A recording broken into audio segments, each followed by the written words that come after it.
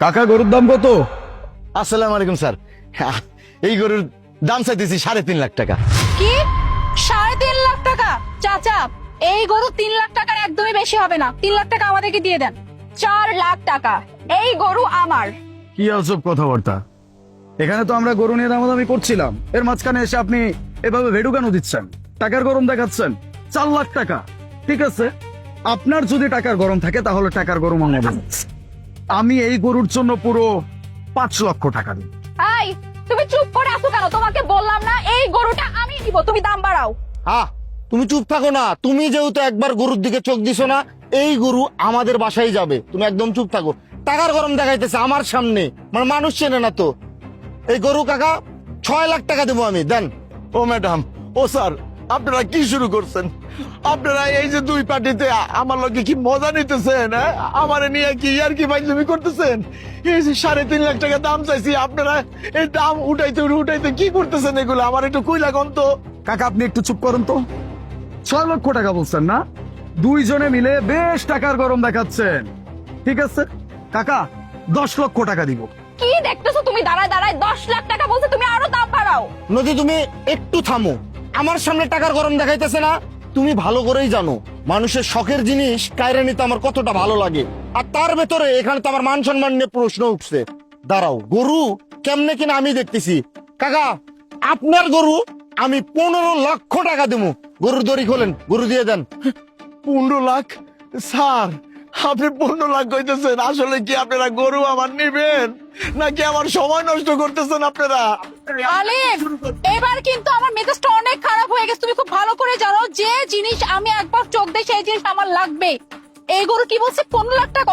Fine চাচা, এই গরু 20 লাখ টাকা দাম দিব। 25 লাখ এই গরুর দাম। স্যার, ম্যাডাম, আপনারা কোন জায়গায় ক্যামেরা ফিট করছেন? আমারে ভিডিও করতেছেন তাই না? আমারে ভাইরাল করার জন্য দেন। আপনারা আমার সাথে এরকম মজা নিয়েন না। আমি অনেক ঠেকে আমার শখের গরুটা আমি বিক্রি করতেছি। এইটা আমার পালিত গরু। আমার খুব বিপদ।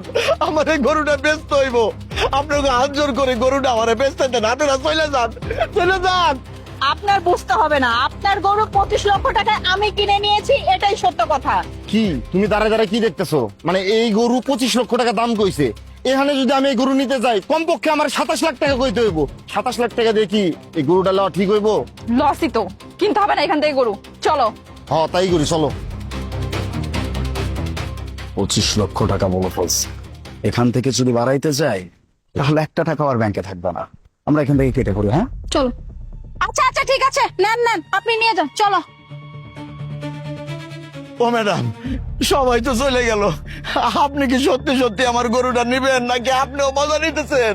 আরে না না, আপনার বিশ্বাস হচ্ছে না আমি আপনার গরু নিব? আচ্ছা, আমি যদি আপনাকে 25 লক্ষ টাকা ক্যাশ দেই তাহলে তো বিশ্বাস হবে। ঠিক আছে, দিচ্ছি। এই নেন নগদ 25 লক্ষ টাকা। শুনেন, আমি হাসিল ঘরে যাচ্ছি, আপনি গরুটা খুলে নিয়ে হাসিল ঘরে আসেন। জি ম্যাডাম, আপনি যান, আমি গরু নিয়ে আসতেছি। ওই আল্লাহ, আমরা তোমারে বুঝতে পারি না আল্লাহ। তোমার দরবারে লাখ লাখ শুকর। আমার পরিবার তুমি শুনছো, আমি যা চাহিদা ছিল তার থেকে অনেক বেশি দিয়ে লাইছো। তোমার দরবারে লাখ লাখ শুকর, লাখ লাখ শুকর।